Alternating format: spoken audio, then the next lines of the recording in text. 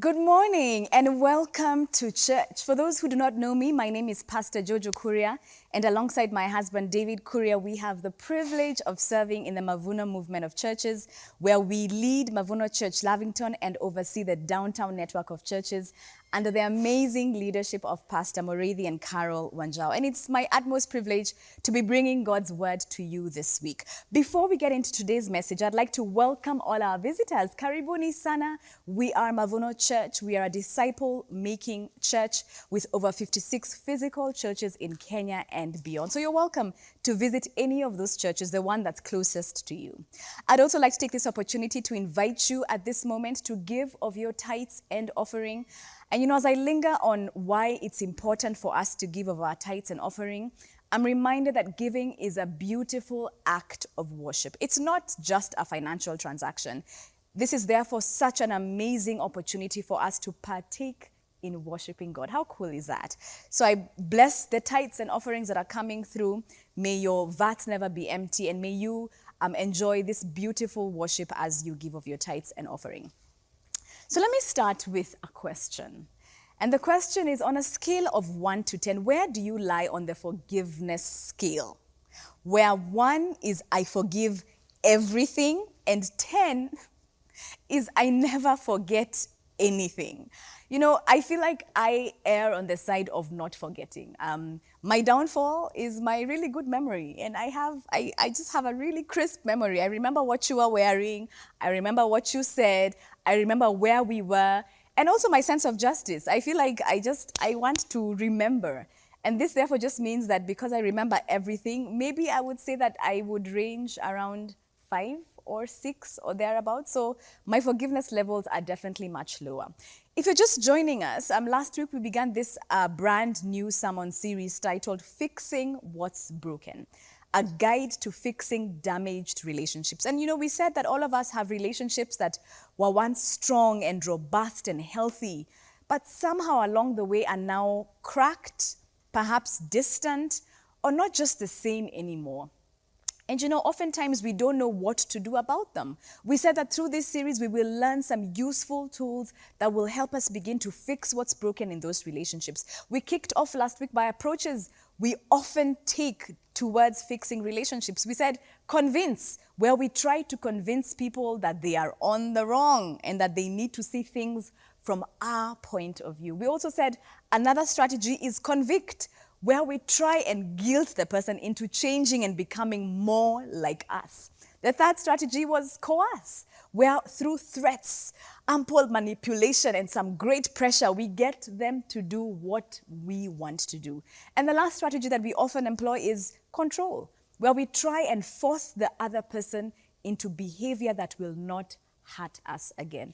Last week we just said that none of these strategies actually work, either for us or on us, and that what Jesus asks us to do is to stop trying to pull people to our side so they see things our way. That we saw that Christ's approach was to stop pulling his offenders to his side, but instead actively choose to walk towards his offenders. We said that true reconciliation will only come when we drop the rope and choose to reintroduce proximity into our relationships. And today we want to answer the question, what I suspect many people are grappling with: where do I begin with forgiveness? Especially when people around me hurt me and betray me so badly. Folks, the truth is that forgiveness is something we all admire in others. We love to hear the stories of people who, against all odds, have chosen to forgive and absorb those who have wronged them. We hear the stories of someone who lost their boyfriend or girlfriend to someone they considered a friend, yet they chose to let it go, move on, and still stay friends with all the parties. These stories amaze and leave us wondering, what kind of human being is that? You hear stories of people who were swindled out of funds by people close to them, and even at great financial cost to themselves, yet they chose to genuinely forgive. And even in our surprise, we quietly wish we were just like them. I recall a number of years ago visiting the Rwanda Genocide Memorial and being completely overwhelmed by the depth of atrocities committed against the Tutsis. But then I also watched a number of documentaries later where the victims of these same atrocities, with tears in their eyes, with so much emotion, choosing not just to let go of their bitterness, but they chose to actively forgive and release the perpetrators of the crimes committed against them. And you know, I wrestled because a part of me was confused and almost angry, asking, how can you let that go? What about justice? What about retribution? Yet another part of me was so moved by them, and I wondered what kind of magnanimous and noble human beings they were. You know, I encounter such stories and desire that deep down God would help me live with a similar posture, where my heart lives completely free from offense and I travel through life with as little baggage as possible. You know, the prayer, unfortunately, often falls flat when God chooses to answer it, and He creates opportunities to forgive people and live free. I often start by making a prayer like this and see if it sounds familiar. Dear God, please make me more like you. I want to be a kind and forgiving person who loves everybody and is quick to forgive others. But I often find myself adding, and dear Lord, I want to be forgiving, but please don't let me have to meet any mean or unpleasant person who actually needs forgiveness. Sound similar? It probably does. Because, guys, forgiveness is not easy. And letting go is hard work. It's either to sit and stew in what the person has done to me and to soothe myself with the pain that comes from that wound rather than attempt to let them go. And even when I am as magnanimous and as considerate as I know how to be, I find myself only going halfway with the reconciliation process. I forgive on my end, then I sit back and wait. I wait for the other person surely to reach out, to close the gap, to come to their senses. Oh, and last week we said that's not what Jesus did. He forgave, and then He dropped the rope and walked over to us. Jesus taught that you can forgive from arm's length, but you can't reconcile from a distance.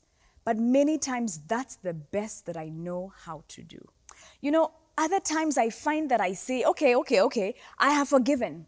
But my secret thoughts prove otherwise. Jesus instructs us to rejoice with those who rejoice and mourn with those who mourn. But if I'm being completely honest with myself, there are times I find myself secretly celebrating other people's losses or failure. I quietly enjoy the misfortune of those I have told myself I have let go. I tell myself that I've forgiven them, but when bad things happen to them, I find myself saying, it serves them right. Or maybe God has finally caught up with them. The reality is that we don't know how to truly forgive. You see, we hold on to the pain and the bitterness and the self-protection while calling it forgiveness. So, ladies and gentlemen, my point here is that even for the best of us, even for the holiest of us, even for the righteous of us, true forgiveness can prove to be extremely challenging. You know, in our hearts that we want to be reconciled. We want our relationships to be fixed. We don't like the tension. We don't like living with guilt. We don't like the distance that's between us. But there is something in us that just can't let go. We know that broken relationships take a toll on our mental, on our emotional, even our physical state. Still, we walk away from reconciliation feeling kind of sick on the inside and wondering, why just can I not let this one go? Today we want to learn from someone who was extremely offended by the people who were around him. Yet through this person's actions, he teaches us a very valuable lesson. So turn with me to Luke 23, 32 to 35. This is what it says. 2 other men, both criminals, were also led out with him to be executed. When they came to the place called the Skull, they crucified him there along with the criminals, one on his right, the other on his left. Verse 34 says this, Jesus said, Father, forgive them, for they do not know what they are doing. and they divided up his clothes by casting lots. Verse 35 says this, the people stood watching and the rulers even sneered at him. They said, he saved others. Let him save himself if he is God's Messiah, the chosen one. You see, what's happening here is Jesus is hanging on the cross. He's enduring this extremely painful death. Listen, he has done no wrong. He has committed no crime. Actually, he's completely innocent. Yet his detractors have gotten their way. And they're actively in the process of punishing this innocent man. He's not just dying from the physical pain, he's being killed by the weight of betrayal from those he served, from those he loved, from those he walked with, and the weight of desertion from his closest friends and disciples. Can you imagine? He's in mental, physical, and emotional agony. Yet, even then, even in that moment, in his most vulnerable state, he utters the most inconceivable words. He says, Father, forgive them, for they do not know what they are doing. Excuse me, Jesus. I beg to differ, because these people knew exactly what they were doing. They had been plotting and planning. They had been scheming and conniving against him. Money had even exchanged hands. How can you say they do not know what they are doing? I don't get it. You see, it appears to me they obviously knew. How is Jesus able, in his most vulnerable moment, to reach out and forgive them? What does Jesus know that I don't know? What is he seeing that I need to see as well? You know, I think the reason that you and I find forgiveness so difficult is that it's not just emotional.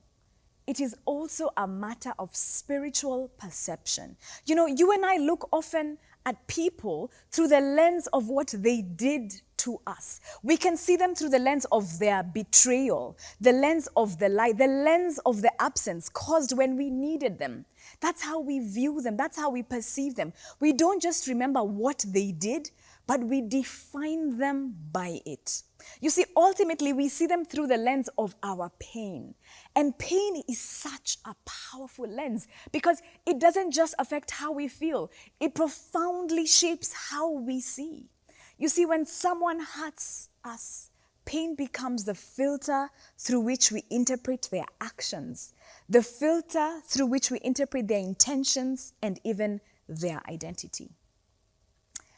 And pain, ladies and gentlemen, is a difficult lens for a number of reasons. For one, pain personalizes the offense. It's not just that what you did was wrong, it was wrong to me. It's not just that you lied, we say they betrayed me. Pain makes it personal, and personal pain clouds impartial perspective. Secondly, pain distorts intentions and causes us to always think of the worst of the other person.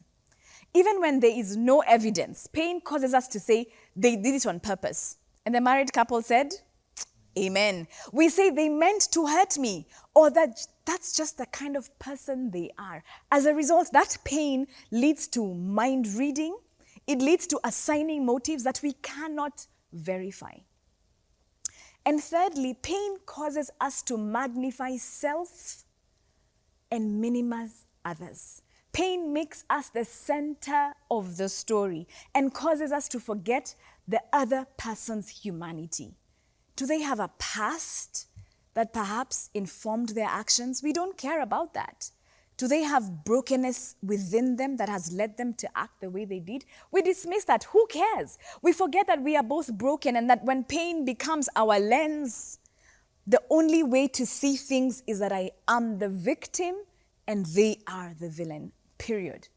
And you know, my point today is that pain is a powerful lens because it doesn't just reflect what happened, it reframes it. So how is it that Jesus is able to say those iconic words of forgive them, for they do not know what they are doing? I don't think that Jesus was ignorant of the actions of the people. I think he was seeing things that those around him were unable to see. In saying that, that they did not know what they were doing, I think Jesus was seeing that the people injuring him were broken, that those people were lost.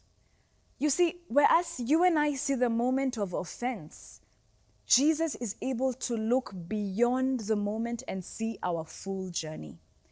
When someone wrongs us, we only have the benefit of seeing in the moment. When someone lies to us, all we can see is the lie they told, the truth they broke, and the words they said. Jesus, however, goes beyond this. He doesn't just see the moments of failure. He sees what's caused those moments. He sees what shaped the person and shaped their actions. But he also sees what they are still becoming. Whereas you and I, in our carnality, see the snapshots of people's lives, Jesus sees eternal timelines of their lives. Jesus sees that behind people's betrayal of you could lie deep insecurities. Maybe you trusted a friend with a secret and they shared it behind your back. Could it be that their broken childhood has caused them to have a lifelong struggle with insecurity issues? And unbeknownst to them, they have a deep hidden need to feel seen, to feel heard, to feel needed. What your information gave them was then a false sense of power, and your trust made them feel valuable because of a brokenness that even they are unaware of.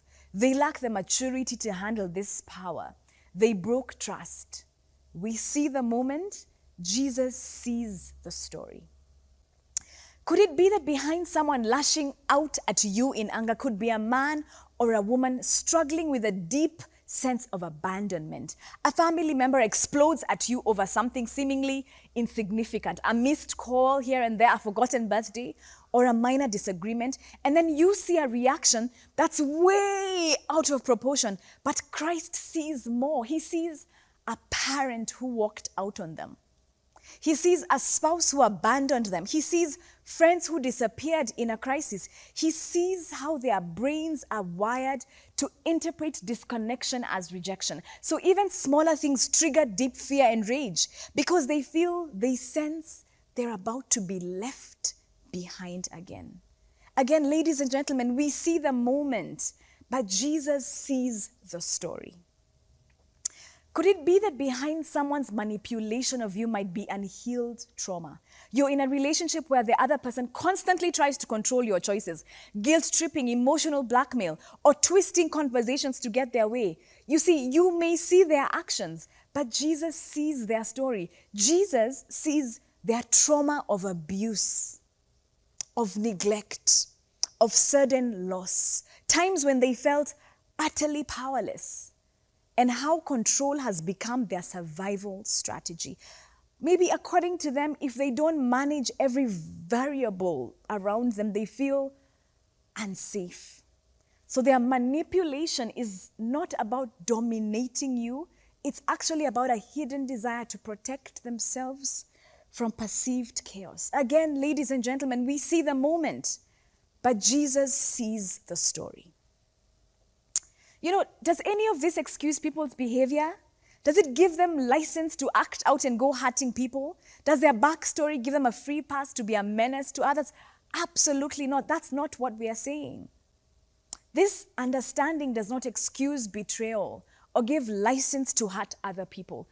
It does, however, provide an insight to appreciate that I don't have the full story when I'm dealing with others. That unless Jesus gives me his vision to see others as he does, I will always be struggling. You know, I've come to learn something important, that my challenge with forgiveness is not primarily about my lack of willpower, but it's about my lack of vision. What I need more than anything else is not a healed heart. I need healed eyes. Because until I'm able to see people the way that Jesus sees me, I will always attempt forgiveness on my own terms. And that will never be real forgiveness. Many people believe that if they just try harder, if they pray longer, if they push through, They'll be able to forgive. But that's, guys, it's exhausting because you can't will your way into forgiveness any more than you can will yourself to love someone you don't even see rightly. The real barrier here then is not effort, it's perspective. If I still see you as the liar who betrayed me, as the friend who let me down, or the ex who hurt me, then forgiveness will always feel unnatural. It will always feel impossible because I'm still relating to the offense and not the person. This is a difficult message, but what God desires from us is to heal our vision so that we can see the other person the way He sees them. He sees them as broken but redeemable, as a sinner but also as a child of God. God does not define people by their worst moments, and He invites us to do the same. God knows that once our vision is renewed, forgiveness can flow more naturally. You know, many people pray, God help me let go of the pain, and God heal my broken heart. You know, that's a good and that's a necessary prayer. But you know, even with a healed heart, if you keep seeing people through the lens of the offense, you will remain stuck in judgment. You see, a healed heart without healed eyes is like clean water in a dirty glass. It still gets contaminated by perspective. But this is what healed eyes looked like. Instead of seeing a cheater, you see someone enslaved to self-deception who needs freedom. Instead of seeing an abuser, you see someone who's deeply broken and whose actions grieve God. Instead of seeing a disappointment, you see a person who's still in the process, who's still in a journey, just like you and I. This is a difficult message, but you see, healed eyes don't deny the offense. They don't excuse the pain that's caused. They don't diminish the damage that we've suffered or even demand for immediate reconciliation. There's still a place to run to the Lord and ask Him to heal us from the hurt that we're experiencing. But what healed eyes do is they help us reframe the offender. Where once I saw them as a terrible person, now I see them as broken, but just like I am. Where broken vision tells me that they don't deserve grace, healed vision reminds me that neither do I, but God gave it to me anyway. Where my broken vision says I can forgive but never love again, healed vision tells me that I can love wisely without enabling sin. Healed eyes will not only reframe the offender, they will also break the chains of bitterness. They will release us from being a prisoner to our offenders. And very importantly, they will also help us see ourselves the way God sees us. You see, when I was at my worst, when you were at your worst, God saw you. He did not choose to view you and I through the lens of my mistakes or from your offenses. He saw our brokenness. He saw our story. But He also saw our potential. And He chose to love me anyway. You know, Romans 5:8 reminds us of this. And it says this: while we were still sinners, while you were still a sinner, while I was still a sinner, Christ died for us. You know, in other words, Jesus did not wait until I repented. He did not wait until I cleaned up my act. Jesus saw me at my absolute worst, and He chose to love me anyway. That's divine vision. And ladies and gentlemen, I put it to you today that maybe that's the kind of vision that we must ask God to give us if we are going to forgive like Jesus forgave. As we close today, maybe our prayer, maybe your prayer, maybe my prayer today needs to be something like this. God, I confess how hard it is to forgive. I carry wounds, I hold grudges, and I protect myself in ways you never modeled for me. Would you give me your eyes? I don't just need healing for my heart. I need healing for my eyes. Help me see the people who hurt me the way you see them. Not excusing their actions, but recognizing their humanity, recognizing their brokenness. Help me see my offenders the way you do, worthy of grace, full of potential, and deeply loved.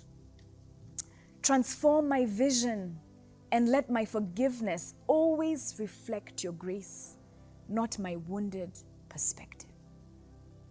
You know, as we bring this to a close, I just want to get to a moment of prayer. This is not an easy sermon to preach or to hear. I guarantee that.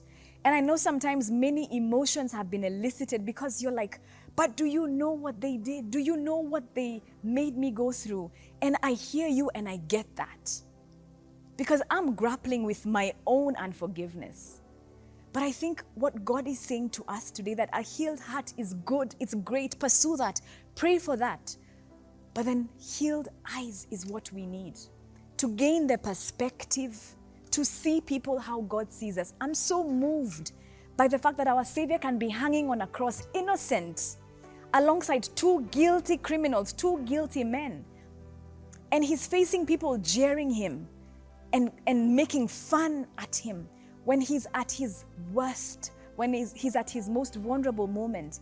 And he can still look to the side, to the left, and to the right, and say those words that just make absolutely no sense. Father, forgive them, for they do not know what they are doing. And I feel like at that critical juncture, that moment, Jesus modeled something amazing to us.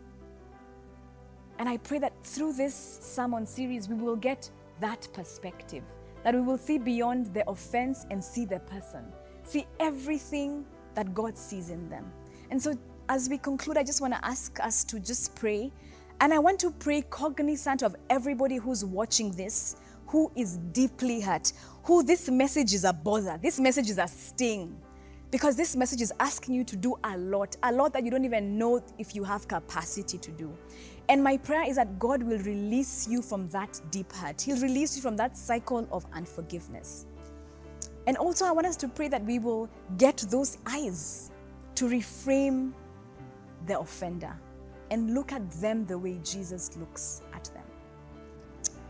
Our Father and our God, this is a difficult message. In all our carnality, we struggle with these things because it's difficult. Everything in our body is struggling because we've been deeply wounded, we've been deeply hurt. And sometimes it feels like, are we giving people a cop-out? Are we letting them just go scotch-free? But I'm listening to the words that you're speaking to us in this sermon series, in this season, as a movement. And I hear you say, I need you to get healed eyes. I need you to change your perspective. Lord, I submit every single person who's watching this with difficulty. And I pray, Lord, that you will heal their hearts. I pray that their hearts will get some reprieve from the hurt and the betrayal and the deception that they've experienced. But I also pray, God, that you will heal their eyes. Give them your perspective. I pray that you'll enable them to see the offender the way you see them, as a broken person, as a person who is due for grace, the same way we are all due for grace. God, thank you for this word. Though difficult, I think it's a necessary word for your people. And we cannot wait to be on the other side of this journey where we are completely forgiven, but we are also forgiving, where we are walking loose and light without the baggage and the weight of unforgiveness. And so I pray that we'll experience that amazing depth of just being able to forgive, but also to be forgiven. Lord, I pray for healed eyes for your people.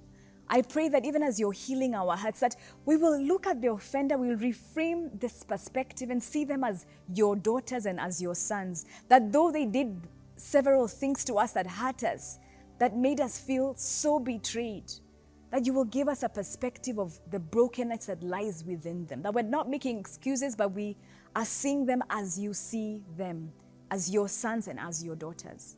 So we thank you for this word. It may be a bitter pill to swallow, but we thank you nonetheless that there's something bigger that you're calling us to. And forgiveness is the start of that journey. So I'm grateful for this word, and I'm grateful that you have given us this moment to reflect and to offer forgiveness. Lord, I want to pray for anybody who's listening to this and watching this from different parts of the world who doesn't know you. We will never understand the grace of God if we don't linger on the cross, if we don't have a relationship with you, a personal relationship with you. And so I pray, Lord, for anyone who's saying, I want to give my life to Christ. I want to give my life to this Christ who's able to hang on a cross and say, Lord, they do not know what they are doing. I pray, Lord, that as they encounter you today, that their lives will never be the same, that even as they get onto this journey of salvation, but also onto this journey of life and forgiveness, that they will get new insights and perspectives, because on this day they said yes to you and yes to being a child of the Most High God. So thank you. Thank you for this word, and we can't wait to see what you have in store for us as we land this sermon series next week. So ladies and gentlemen, what a word. What a word. I hope that you will stew, you will introspect, you will think, you will reframe, and I pray that God will continue to speak audibly to you in regards to forgiveness. So until next week, I pray that you'll have a great week ahead. We will see you then. Bye.